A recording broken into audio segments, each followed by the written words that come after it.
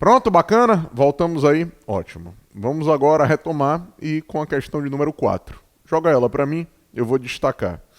Em relação às prisões e à prova, assinale a opção correta. Maravilha. Assertiva A. A autoridade judicial, por estar submetida ao princípio da inércia, não terá iniciativa probatória. No processo penal, as perícias deverão ser realizadas por 2 peritos oficiais. Ora, 2 erros nessa assertiva. O primeiro, juiz não tem ônus de provar. O ônus é típico da atividade das partes. Mas o juiz tem iniciativa probatória, o juiz pode determinar de ofício a produção de prova, o artigo 156 do CPP permite.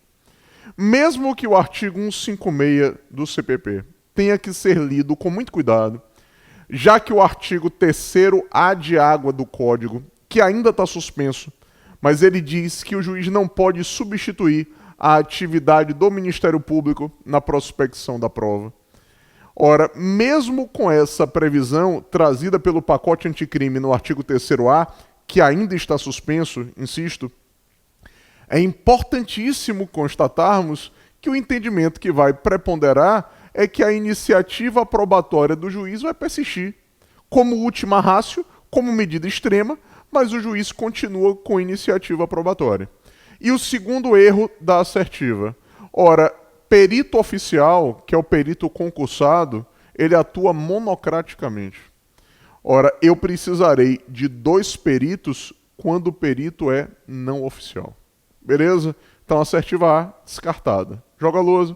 Vamos à assertiva B de bola.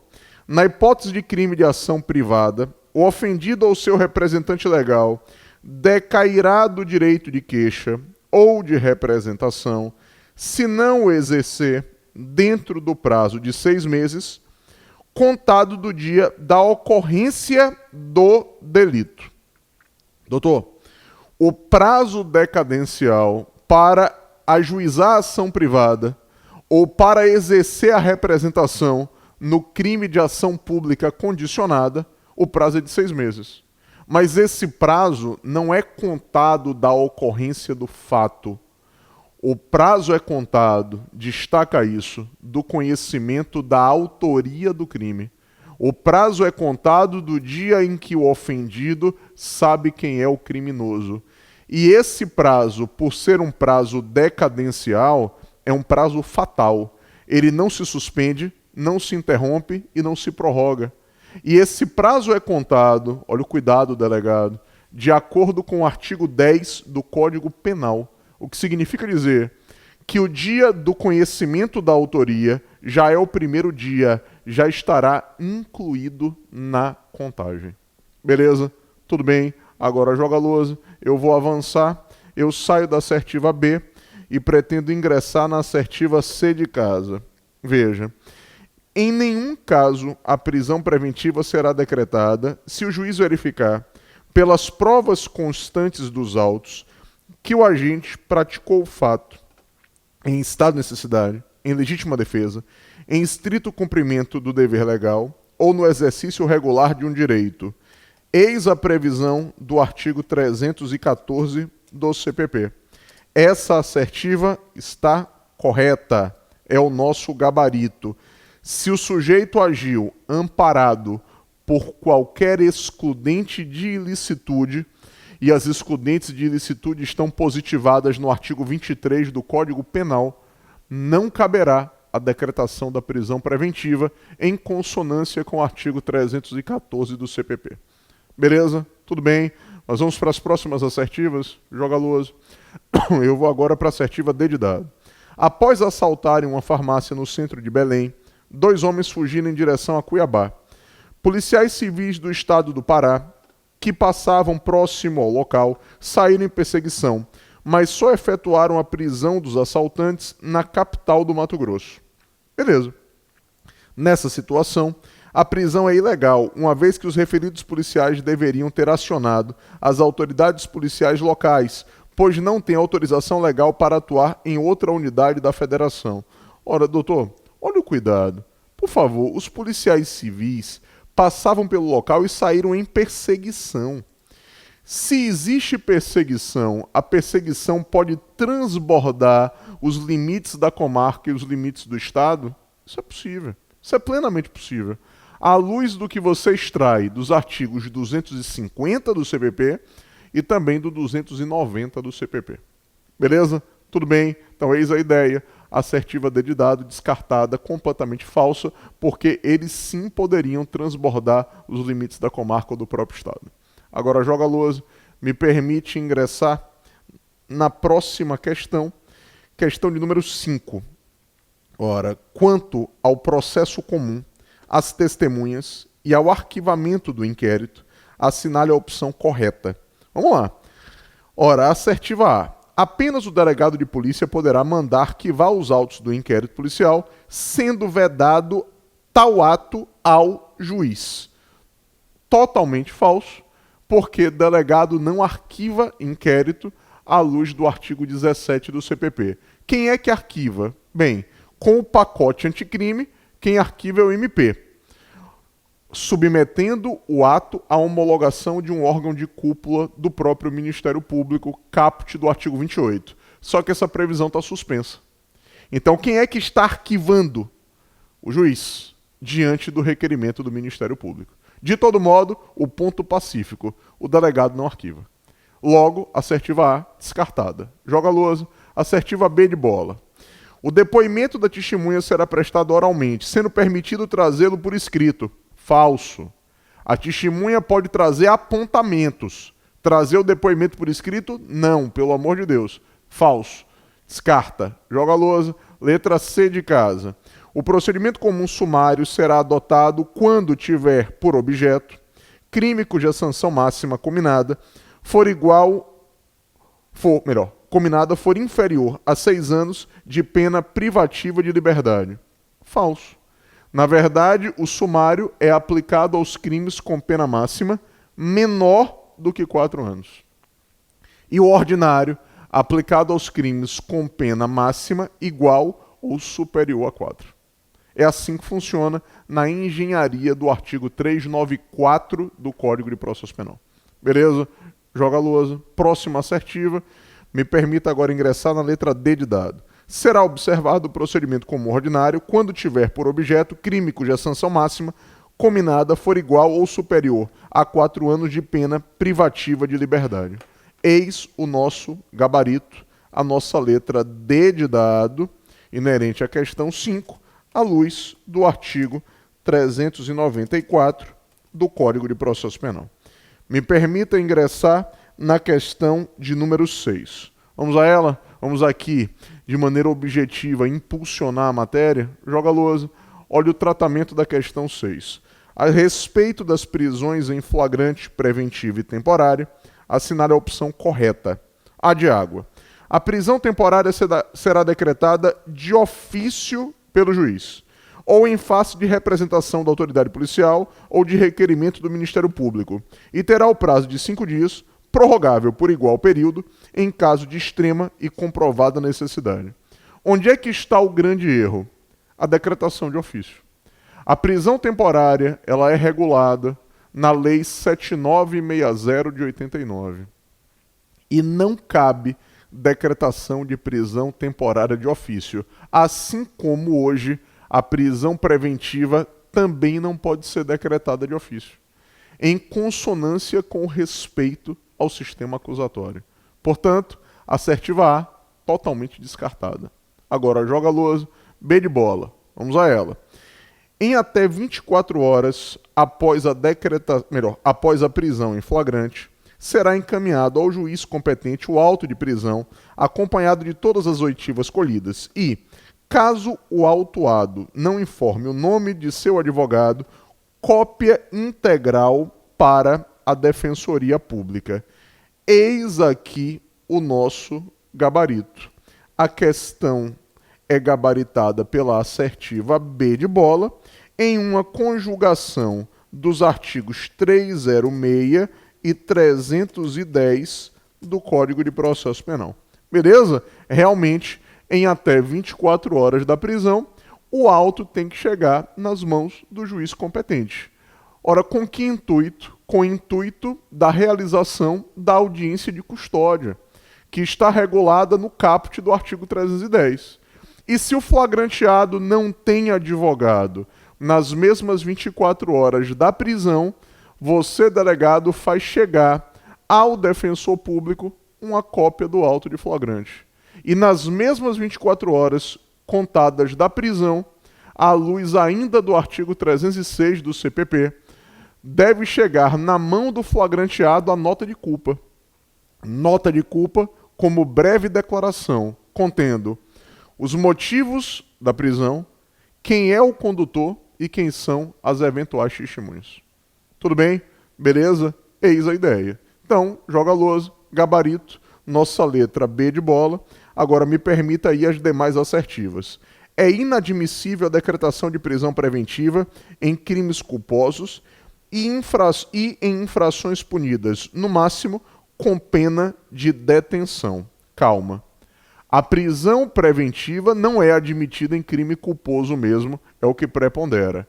Agora, se o crime é apenado com detenção ou com reclusão, pouco importa, porque o parâmetro para saber se o delito admite preventiva não é a qualidade da sanção, e sim a quantidade da pena. Preventiva é cabível em crime doloso com pena máxima superior a 4 anos. Pouco importa se a pena é de reclusão ou de detenção. Essa regra tem exceção? Tem.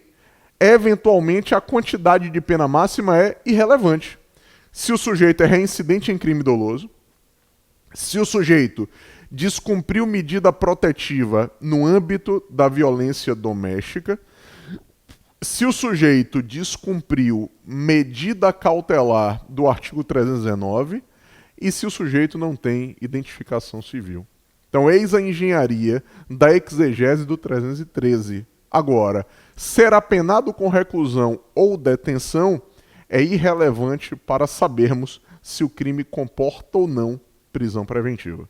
Por isso, a assertiva está falsa, deve ser descartada. Agora, joga a lousa, me permita ingressar na assertiva D de dado. Uma vez revogada a prisão preventiva no curso do processo, é vedado ao juiz decretá-la novamente antes do trânsito em julgado da sentença penal condenatória, exceto nas hipóteses de delitos hediondos, quando a decretação será admitida mais uma vez.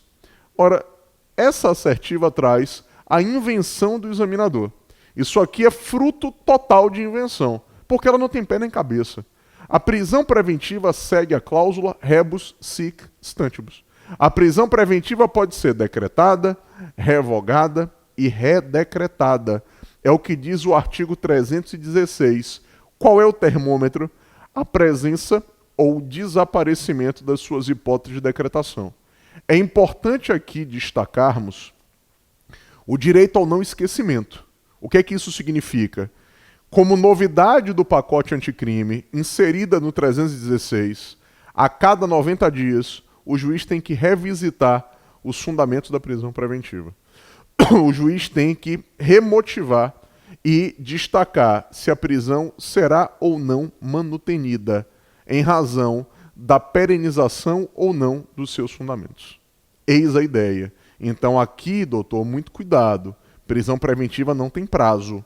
A prisão preventiva pode ser decretada, revogada e redecretada quantas vezes forem necessárias. Só que, a cada 90 dias, o juiz tem que revisitar o fundamento da prisão e remotivar a sua manutenção, que só estará justificada se os fundamentos que autorizam o cárcere estiverem presentes.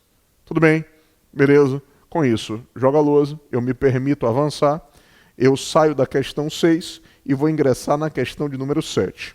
Sobre o tratamento dado à competência pelo Código de Processo Penal, tem-se o seguinte: A de água. O juiz pode reconhecer, de ofício, incompetência relativa. Maravilha. Correto.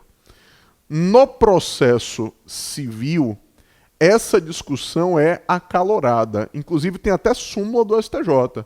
Mas no processo penal, prevalece o entendimento de que o juiz pode reconhecer de ofício a sua incompetência, mesmo que relativa. Bacana? E o critério de competência relativa no processo penal é a competência territorial. Percebeu? É o critério de competência relativa. As demais são de natureza absoluta. Agora, pode ser reconhecida de ofício? Pode. Então, gabarito, letra A de água. Agora, eu vou avançar. Esse tópico não é pacífico, é polêmico, é tenso. De todo modo, é o gabarito oficial. E me permita destacar as demais assertivas. Joga a lousa. Por que estariam então falsas? B de bola. No caso de ação penal pública condicionada à representação, o ofendido pode preferir o foro de domicílio ou da residência do réu, ainda quando conhecido o lugar da infração. Falso. Isso acontece não em crime de ação pública condicionada. Isso cabe na ação penal privada. Na ação penal privada exclusiva e na ação privada personalíssima, mesmo sabendo o local da consumação, o ofendido pode ajuizar a demanda no domicílio ou residência do réu. E essa prerrogativa também não se aplica na ação privada subsidiária da pública. Se a ação é privada subsidiária, ora, se eu sei o local da consumação, é lá que a demanda tem que ser ajuizada. Percebeu? Bacana? Então joga a lousa. Assertiva B de bola você descarta. Assertiva C de casa. O concurso formal de crimes não configura hipótese de continência. Cuidado. Falso. Totalmente falso. A continência revela o fator unidade. Quando é que tem continência? Quando um só crime foi praticado por duas ou mais pessoas e todas elas serão julgadas no mesmo processo porque concorreram para crime único, ou na continência eu tenho uma só conduta que provoca dois ou mais resultados lesivos, que serão reunidos no mesmo processo porque são fruto de conduta única. E vá agora para o direito penal. Se uma só conduta provoca dois ou mais resultados, isso é concurso formal. E leva à reunião em um só processo de todos os resultados, porque eles são originados de conduta única, e isso caracteriza continência. Então, joga a lousa. A nossa assertiva C de casa, descartada, isso é continência mesmo, à luz do artigo 77 do CPP. Agora, a letra D de dado. A legislação processual adota a teoria da ubiquidade, cuidado com isso, teoria da ubiquidade é teoria híbrida, para determinação do juízo competente pelo lugar da infração. Cuidado. A regra geral para detectarmos o juízo territorialmente competente não é a teoria da ubiquidade, é a teoria do resultado. Então, a regra geral é que a competência territorial é fixada pelo local da consumação. Essa é a regra geral. A teoria da ação é aplicada para os crimes tentados, o crime que não se consumou por circunstâncias alheias à vontade do agente. A competência territorial é definida pelo local do último ato de execução, e a teoria da ubiquidade é adotada para os crimes à distância. Vale dizer, aquele crime onde a ação nasce no Brasil e o resultado ocorre no estrangeiro, ou aquele crime onde a ação nasce no estrangeiro e o resultado acontece ou deveria ocorrer no Brasil. E aí, Nestor, a competência brasileira ela é fixada pelo local no Brasil em que acontece a ação ou o resultado. Eis a aplicação da teoria da ubiquidade aos crimes à distância. Portanto, joga a lousa. Quando a assertiva aponta que a competência, que a legislação processual da teoria da ubiquidade para a determinação do juízo competente pelo lugar da infração, isso está errado, porque a regra é a teoria do resultado. Teoria da ubiquidade só para crime à distância. Tudo bem? Beleza? Agora joga a lousa. Me permite ingressar na assertiva E de escola. A competência será determinada pela conexão quando duas ou mais pessoas forem acusadas pela prática da mesma infração. Meu Deus, se duas ou mais pessoas concorrem para um só crime, elas serão julgadas no mesmo processo em razão da continência. Isso não é conexão. O pressuposto objetivo da conexão é que existam pelo menos dois crimes interligados e que serão julgados no mesmo processo, à luz do artigo 76 do CPP. Isso aqui é continência. A hipótese da assertiva é de continência, joga a lousa, à luz do artigo 77 do CPP. Por isso, a assertiva está errada. Agora, Vamos para a questão de número 8. Vamos avançar, doutor. Vamos lá. Intensidade nessa resolução de questão. Joga a lousa. Qual é o teor da questão 8? Sobre a prisão, tem-se o seguinte. A prisão temporária, presentes os seus requisitos, poderá ser decretada no curso da ação penal. Falso. Totalmente falso. Só cabe prisão temporária na fase do inquérito. A temporária foi idealizada para atender aos interesses da polícia. É um instrumento hábil de facilitação da investigação. Não existe prisão temporária no curso da ação. Só cabe prisão temporária durante o inquérito. A prisão que pode ser decretada no inquérito, no processo, ou até mesmo antes da instauração formal da investigação, é a prisão preventiva. Temporária não. Beleza? Agora joga a lousa. Assertiva B de bola. A Constituição da República Federativa do Brasil prevê a incomunicabilidade do preso durante o estado de defesa. Falso. À luz da exegese do artigo 136 da Constituição Federal. Não há incomunicabilidade durante o estado de defesa. A Constituição é explícita nesse sentido. E qual é o entendimento preponderante? Interpretação chamada de interpretação lógica por Luiz Flávio Gomes. Se não cabe incomunicabilidade sequer no estado de defesa, quem dirá no período de normalidade que nós estamos desfrutando desde que o país se redemocratizou. Portanto, a incomunicabilidade prevista no artigo 21 do CPP, ela não foi recepcionada pela Constituição Federal. Ela é incompatível com a Constituição Federal. Não falamos em incomunicabilidade no Brasil. Esse é o entendimento majoritário. Beleza? Agora joga a lousa. Me permita ingressar na assertiva C de casa. Nos crimes hediondos, a prisão temporária tem, em regra, a duração de 30 dias. Isso aqui está na questão 8, absolutamente correto, e é o nosso gabarito. Realmente, nos crimes hediondos e assemelhados, a temporária dura 30 dias, admitindo-se prorrogação por igual período.